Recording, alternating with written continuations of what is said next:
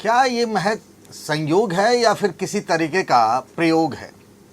संभल से पुलिस की एक टीम निकली और देर रात संभल के समाजवादी पार्टी के सांसद जियाउर रहमान बर्क के दिल्ली वाले घर पर पहुंची और उनको नोटिस थमा दिया। उनसे कहा गया है कि पुलिस आपसे पूछताछ करना चाहती है संभल में जो बीते साल नवंबर के महीने में वहां बवाल हुआ था, 4 लोगों की जान चली गई थी। इस मामले में जियाउर रहमान बर्क ने कहा कि भाई अभी संसद का सत्र चल रहा है, मुझे मोहलत दीजिए, 8 अप्रैल तक का समय मांग लिया गया है। उनके खिलाफ सिर्फ इसी बात का मुकदमा नहीं है, बल्कि उनका जो घर बना हुआ है संभल में, आरोप ये है कि ज़मीन का अतिक्रमण करके और बिना नक्शा पास कराए हुए उन्होंने संभल में अपना घर बना लिया है। इस मामले में भी उनको वहाँ से नोटिस भेजा गया है। इसके अलावा उन पर बिजली चोरी के भी आरोप हैं और उसकी भी जांच जारी है। ये वही जियाउर रहमान बर्क हैं जो समाजवादी पार्टी के पुराने नेता, जिनका अब इंतकाल हो चुका है, शफीकुर रहमान बर्क, उनके वो पोते हैं। ये तो मामला संभल का हुआ। अब वहाँ से थोड़ी दूर पर बसे रामपुर की तरफ चलते हैं। आजम खान, समाजवादी पार्टी के किंग खान, सबसे पहले उनके छोटे बेटे अब्दुल्ला आजम जेल से छूटे, फिर आजम खान की पत्नी तंजीन फातिमा, उनकी बहन निखत और उनके बड़े बेटे अदीब आजम जो हैं, उनको रामपुर की अदालत से रेगुलर बेल मिल जाती है। तो ऐसे में एक सवाल उठता है, अखिलेश यादव के 2 मुसलमान पर योगी क्यों हुए मेहरबान? क्या ये संयोग है या फिर इसमें योगी आदित्यनाथ का कोई प्लान है? नमस्कार, मैं हूं पंकज झा और आप मेरे साथ देख रहे हैं पार्टी पॉलिटिक्स। आज इसी पर बात करते हैं कि क्या ये संयोग है या फिर एक तरीके का बहुत मजा हुआ राजनीतिक प्रयोग है योगी आदित्यनाथ की 2027 में विधानसभा चुनाव को लेकर के, वो भी एक ऐसे वक्त में जब धीरे धीरे यूपी में बीजेपी की जमीन थोड़ी ढीली हो रही है। 2014 के जो चुनाव के लोकसभा चुनाव के नतीजे थे, 2017 में जो यूपी विधानसभा चुनाव के नतीजे थे, 2019 के लोकसभा चुनाव के नतीजे, 2022 के यूपी विधानसभा चुनाव के नतीजे और फिर 2024 के लोकसभा के चुनाव के नतीजे, जिसमें समाजवादी पार्टी और कांग्रेस ने मिलकर झंडा गाड़ दिया बीजेपी के खिलाफ। धीरे धीरे ग्राफ घट रहा है और इसीलिए एक नया प्लान बन रहा है। ये एक प्लान क्या है, आज विस्तार से बात करते हैं। सबसे पहले बात पिछले साल के 10 दिसंबर की। रामपुर से समाजवादी पार्टी के जिलाध्यक्ष हैं अजय सागर। आजम खान जेल में बंद हैं, आप सबको पता है। लंबे अरसे से वो सीतापुर की जेल में है। उन पर 1-2 नहीं 92 मुकदमे चल रहे हैं। 92 cases are pending against Azam Khan, senior most Samajwadi Party leader. एक दौर में यूपी में जब समाजवादी पार्टी की सरकार थी, वो मिनी सीएम कहलाते थे। आज उन पर बकरी चोरी से लेकर सरकारी ज़मीन, दलितों की ज़मीन कब्जा करने के 1-2 नहीं कई दर्जन मुकदमे चल रहे हैं। उनकी पत्नी पर भी 30 मुकदमे, उनके बेटे छोटे वाले जो विधायक भी रहे समाजवादी पार्टी के अब्दुल्ला आजम, उन पर भी मुकदमे हैं, बड़े बेटे अदीब पर भी मुकदमे हैं। लेकिन देखिए, बात 10 दिसंबर 2024 के करते हैं, जब आजम खान जेल में बंद थे और समाजवादी पार्टी के जिलाध्यक्ष अजय सागर एक चिट्ठी जारी करते हैं आजम खान के नाम पर, ये कि जेल में बंद आजम खान का एक मैसेज है। उस मैसेज का लब्बो-लुबाब ये था कि वो नाराज हैं अखिलेश यादव से, वो खफा हैं इंडिया गठबंधन से। उनका आरोप ये है कि इंडिया गठबंधन, कांग्रेस और समाजवादी पार्टी ने आजम और आजम के परिवार को उनके ही हाल पर छोड़ दिया है। लेकिन जब बात संभल की और जियाउर रहमान बर्क की आती है तो कांग्रेस और समाजवादी पार्टी उनकी बड़ी मदद कर रहे हैं। ये आरोप है आजम खान का। वो कहते हैं, उस चिट्ठी का जो मजमून है वो ये है कि उनके साथ सौतेला व्यवहार हो रहा है, उनकी अनदेखी की जा रही है और इसीलिए बताया जा रहा है कि आजम खान का परिवार और उनके समर्थक समाजवादी पार्टी से खफा है। बात 10 दिसंबर की। और फिर 30 दिसंबर को क्या होता है? आजम खान के खिलाफ एक मामला चल रहा होता है, शत्रु संपत्ति का, जिसे इनेमी प्रॉपर्टी कहते हैं। उसमें उनके जो ओएसडी रहे थे आफाक, जो आजकल विदेश चले गए हैं, उनकी भी जांच हो रही थी। और जो जांच कर रहे थे उस इन्वेस्टिगेटिव ऑफिसर को बदलकर जो ईमानदारी से जांच कर रहे थे दूसरे को रखा गया था। उनका नाम राधाकृष्ण द्विवेदी है और उन पर यह आरोप लगा कि उन्होंने जांच में आजम और उनके करीबी लोगों को क्लीन चिट दे दी। तो फिर उस इन्वेस्टिगेटिव ऑफिसर की जांच के लिए भी आईपीएस मंजिल सैनी की अगुवाई में कमेटी बन गई। मतलब ये कि उस आदमी ने आजम खान को राहत दी है, उसकी भी जांच की जाएगी। लेकिन अचानक से 30 दिसंबर को वो जांच बंद कर दी गई, उसे ठंडे बस्ते में डाल दिया गया। 10 दिसंबर को चिट्ठी आती है, आजम के नाम की मैसेज आता है, और 30 दिसंबर को आजम खान और उनके लोगों पर यह मेहरबानी। कुछ न कुछ तो चल ही रहा होगा ना, यूं तो कोई मेहरबान नहीं होता, किसी का कुछ तो बात रही होगी। वो कहते हैं ना, बिना आग के धुआं नहीं होती, तो कुछ मामला यही है। ये तो पहला मामला था।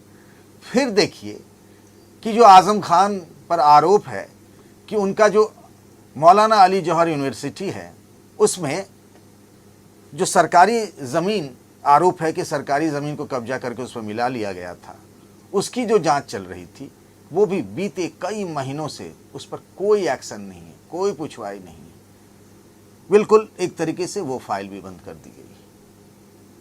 फिर जैसा मैंने पहले ही बताया कि आजम खान को छोड़कर परिवार के सभी सदस्य अब जेल से बाहर हैं। आजम खान के बेटे अब्दुल्ला आजम जेल से निकले हरदोई से, लेकिन अब तक जब मैं आपसे बात कर रहा हूं एक शब्द नहीं कहा।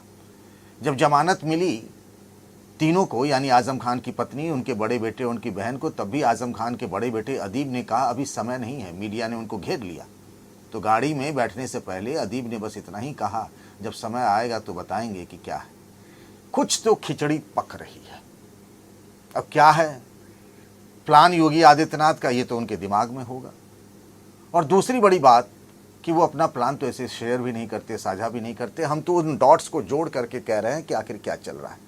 और अचानक से शफीकुर रहमान बर्क के पोते ज़ियाउर रहमान बर्क, जो पहले विधायक थे, फिर संभल से सांसद हो गए, और उसके बाद जिस तरीके से संभल हिंदुत्व की एक लैबोरेटरी यानी प्रयोगशाला बन गई है, आप रोज देख रहे हैं योगी आदित्यनाथ ने किस तरीके से अनुज चौधरी, जो वहाँ एक डीएसपी रैंक के अधिकारी हैं, सीईओ हैं, उनका बचाव किया। जो उन्होंने कहा था कि चूंकि जुमे के दिन ही होली पड़ गई थी, तो एक उन्होंने कहा था कि जिनको रंग से परेशानी हो वो उस दिन जुमे की नमाज पढ़ने ना निकले। योगी जी ने कहा कि इसमें बुरा क्या, सही तो कह रहे हैं।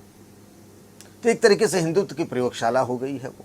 वहाँ कुएं ढूंढे जा रहे हैं, वहाँ मंदिर फिर से उनका जीर्णोद्धार किया जा रहा है, वहाँ पूजा पाठ शुरू हो गया उन मंदिरों में जो सालों से वीरान पड़े हुए थे।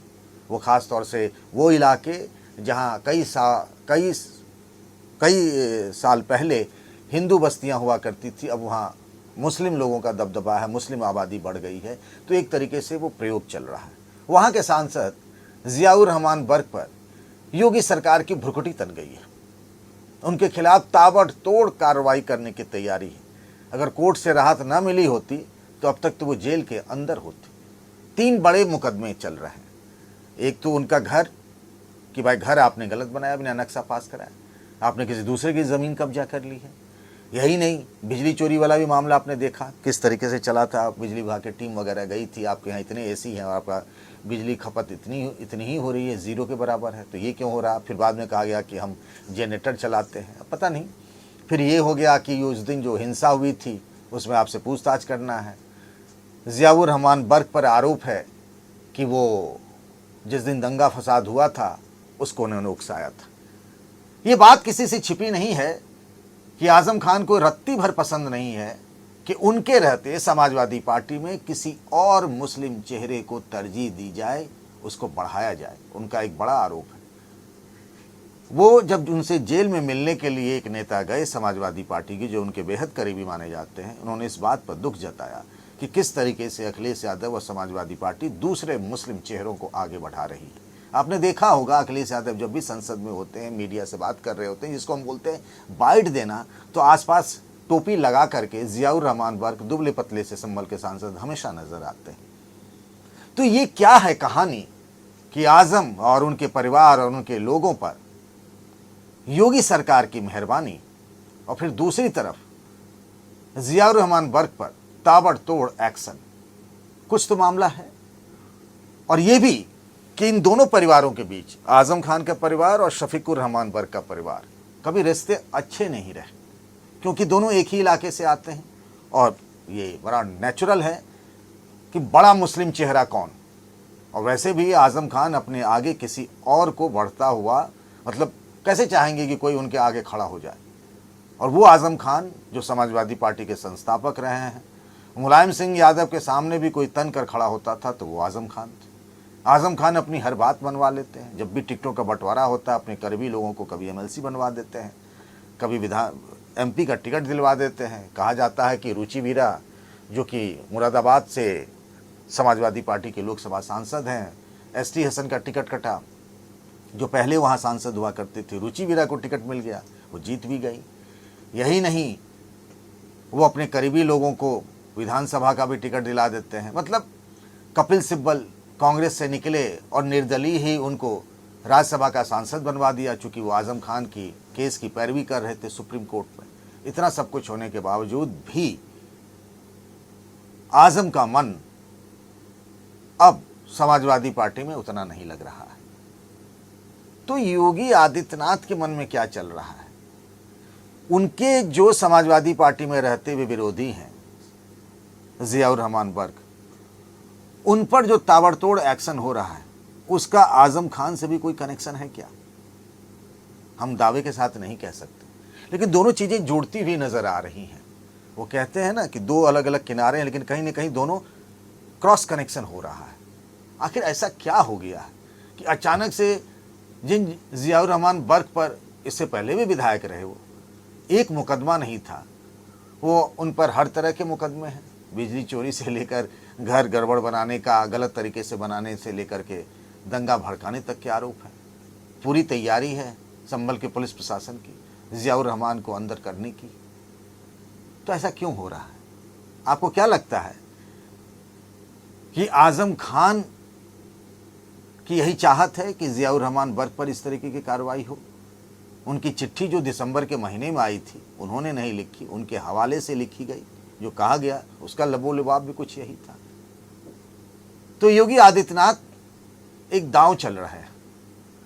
उनके दांव में एक तरफ उनकी जो रणनीति है, उसमें एक तरफ आजम खान का चेहरा है और दूसरी तरफ जियाउर रहमान बर्क का चेहरा है, और बीच में एक संभल के हिंदुत्व की प्रयोगशाला है।